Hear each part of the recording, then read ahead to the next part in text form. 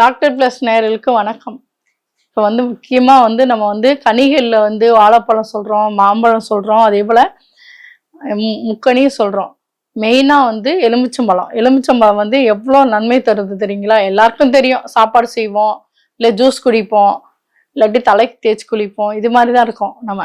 அந்த பயன்கள் யார் யார் சாப்பிட்லாம், அது என்னென்ன குணப்படுத்துதுன்னு பார்க்கலாம். அதில் என்னென்ன தன்மைகள் இருக்குன்ட்டு, அது எவ்வளோ அந்த தன்மையை மறைக்கிறது, அது சுத்தமாக இது இப்படி தான் சாப்பிட்ணும் அப்படின்ற ஒரு விதம் இருக்குது. எலுமிச்சம்பழத்தை எடுத்துக்கிட்டிங்கன்னா ஒருத்தவங்க ஜூஸ் போடுவாங்க, ஜூஸ் போட்டு குடிப்பாங்க. அந்த லெமன் நமக்கு வெறும் தண்ணியை ஊற்றி சர்க்கரையை போட்டு குடிக்கிறது தப்பு. மெயினாக சுகர் பேஷண்ட்டாக இருந்தாலும் சரி, பிபி பேஷண்ட்டாக இருந்தாலும் சரி, மூட்டு வலியாக இருந்தாலும் லைட்டாக உப்பு போட்டு தான் சர்க்கரை போட்டு குடிக்கணும். வெறும் சர்க்கரையை போட்டு நீங்கள் குடிச்சிங்கன்னா அதனுடைய தன்மை ஒரு மாதிரி புளிப்பாக இருக்கும், இல்லாட்டி நம்ம அரிப்புத்தன்மையாக இருக்கும், நாக்குலாம் அரிக்கும். அதனால் சில பேருக்கு, எல்லாருக்கும் கிடையாது நான் சொல்ல வர்றது, சிலங்க குடிச்சு பார்த்துட்டு என்ன ஒரே நாக்கு அரிக்குது அப்படிம்பாங்க. அதனால் நீங்கள் உப்பு லைட்டாக போட்டுக்கணும். லைட்டாக போட்டு குடிச்சிங்கன்னா உங்களுக்கு அந்த அந்த அரிப்பு இருக்காது. அதனால லெமன் குடிக்கிறதுக்கு சில பேர் எனக்கு லெமன் ஒத்துக்காதும்பீங்க. சில பேர் அந்த ஜூஸ் குடிக்கும் போது எனக்கு சளி பிடிக்குது, மண்டை வலி வருது அப்படிங்கிறீங்க. அவங்களுக்கு பெப்பருக்கு மிக்ஸ் பண்ணிக்கணும். கண்டிப்பாக பெப்பர் கலந்து வெது வெதுப்பான தண்ணியில் நீங்கள் குடிக்கணும். அதாவது ஜில்லுன்னு தண்ணியில் குடிக்கக்கூடாது. உங்களுக்கு ஒத்துக்கலைன்னா வெது வெதுப்பான தண்ணியில் லெமன், உப்பு, நாட்டு சர்க்கரை அல்லது தேன் கலந்து குடிக்கலாம். நீங்கள் உங்களுக்கு சளி பிடிக்காது. கண்டிப்பாக குடிச்சு பாருங்கள், உங்களுக்கு நல்லாயிருக்கும். இதே அல்சர் பேஷண்ட் எப்படி எடுக்கணுன்றது நான் சொல்கிறேன். அல்சர் பேஷண்ட்டுக்கு அதிகம் ஜூஸ் எடுக்கக்கூடாது. ஜூஸாக எடுத்தீங்கன்னா கஷ்டம்தான். நீங்கள் ஜூஸ் எடுக்கும்போது லைட்டாக உங்களுக்கு ஆசைப்படுறீங்கன்னா ஒரு ரொம்ப எடுக்காமல் தண்ணி ரொம்ப கலந்து கொஞ்சம் புளிப்புத்தன்மை அப்படி எடுத்துக்கணும். எடுத்து சர்க்கரை போட்டு இல்லை தேன் விட்டு தான் நீங்கள் குடிக்கணும்.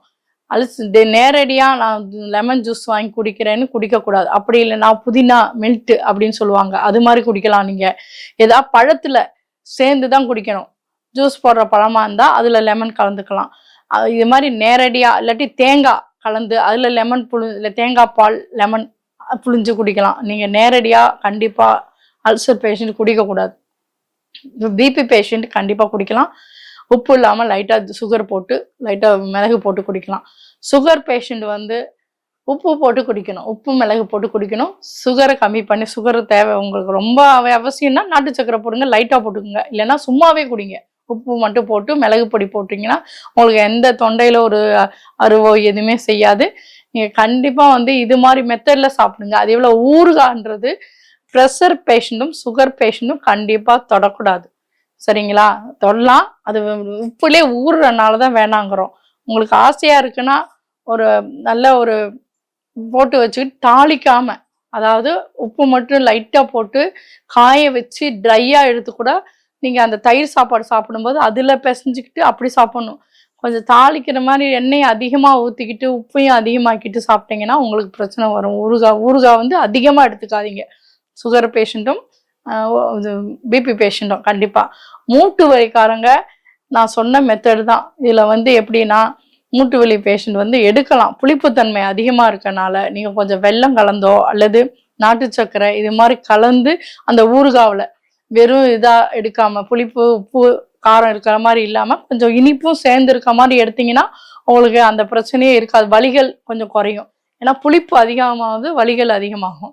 இது நீங்கள் சுடு சாப்பாடில் தான் சாப்பிடணும். இப்போ சாம்பார் ஊற்றி சாப்பிட்றீங்களா, அதில் சாப்பிடுங்க. ஆனால் மோர் ஊற்றி சாப்பிட்டுக்கிட்டு ஊறுகாய் வச்சு சாப்பிட்டீங்கன்னா வலி அதிகமாயிரும். யாருக்கு? மூட்டு வலி பேஷண்ட்டுக்கு. இது மாதிரி சாப்பிடும்போது எலுமிச்சம்பழம் நமக்கு தலையில் தேய்ச்சி குளிக்கிறீங்க. எல்லாரும் அப்படி குளிக்கவே கூடாது. தலையில எலுமிச்சம்பழத்தை தேய்ச்சி நேரடியாக குளிக்கக்கூடாது. இது கூட வேற எதையாச்சும் நம்ம அதுக்கு தகுந்த மாதிரி கருவேப்பிள்ளையோ இல்லை பொன்னாங்கண்ணிக்கு இல்லை கருசாலை இது மாதிரி சேர்த்து தான் நீங்கள் சும்மா 2 டிராப்ஸ் அப்படி தான் தேய்க்கணும். நேரடியாக இல்லாமல் தலையில் தேய்ச்சிங்கன்னா முடி ஃபுல்லாக கொட்ட தான் செய்யும். நீங்கள் அதிகமாக பயன்படுத்துறது தலையில் நேரடியாக பயன்படுத்தக்கூடாது. லெமன் நெல்லிக்காய் சாறு இது மாதிரி சேர்த்து தான் செய்யணும். நெல்லிக்காய் சாறு எடுத்து அதில் 2-3 டிராப்ஸ் விட்டு தான் அதுதான் தலையில் தேய்க்கணும். தேங்காய் பால் அதே மாதிரி கலந்து கூட தேய்க்கலாம்.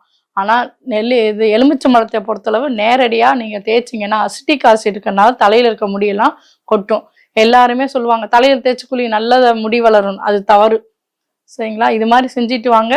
உங்களுக்கு தேங்காய் பாலில் நீங்கள் எலுமிச்சம்பழம் கலந்து குடிச்சிங்கன்னா நல்லது. அதே போல் சாப்பாடு செய்யும்போது கூட தேங்காய் பால் எடுத்து எலுமிச்சம்பழம் சாறு தனியாக வச்சு தாளித்து அப்பன்னு சாப்பிட்லாம். இது கட்டிட்டு போகிறதுக்கு நான் சொல்ல வரல. அப்பன்னு சாப்பிடும்போது இது மாதிரி மெத்தடில் சாப்பிட்டீங்கன்னா உங்களுக்கு எந்த சைடு எஃபெக்ட் ஆகாது. தொடர்ந்துலாம் சாப்பிடக்கூடாது. எலுமிச்சம்பழம் சாப்பாடு சாப்பிடும்போது அந்த சாப்பாடு செய்யணும்னு நினைக்கும் போது ஒரு சில பேர் புளிப்பு அதிகமாக இருக்கறனால அவங்களுக்கு சேராது. யாருன்னா அல்சர் பேஷண்ட்டோ ஒரு வேலை இல்லைன்னா சுகர் பேஷண்ட்டே நெஞ்சு எரியுதும்பாங்க. அதனால் நான் சொல்ல வரேன், எலுமிச்சம் புளியை தாளிச்சிட்டு நீங்கள் இறக்கி வச்சு அந்த தேங்காய் பாலை மிக்ஸ் பண்ணி நல்லா இது பண்ணிட்டீங்கன்னா அதில் கலந்து நீங்கள் சோத்தை கிண்டி சாப்பிட்டீங்கன்னா ஒரு சைடு எஃபெக்ட் இருக்காது. நெஞ்சு எரிச்சல்னுப்பீங்க, அது மாதிரி இருக்காது. எல்லாருக்குமே அது லெமன் சாப்பாடு சாப்பிட்டா எனக்கு கொஞ்சம் கஷ்டமாக இருக்குன்னு சில பேர் சொல்கிறாங்க. அதனால தான் நான் தேங்காய் பால் சாப்பிடணும். தொடர்ந்து சாப்பிடணும் இல்லை, லெமன் சாப்பாடு செய்யும்போது இது மாதிரி செஞ்சு சாப்பிட்டீங்கன்னா உங்களுக்கு வந்து அதனால் உள்ள ஏதாச்சும் தொந்தரவுகள் பண்ணாது. அதுக்கு தான் சொல்கிறோம் நாங்கள்.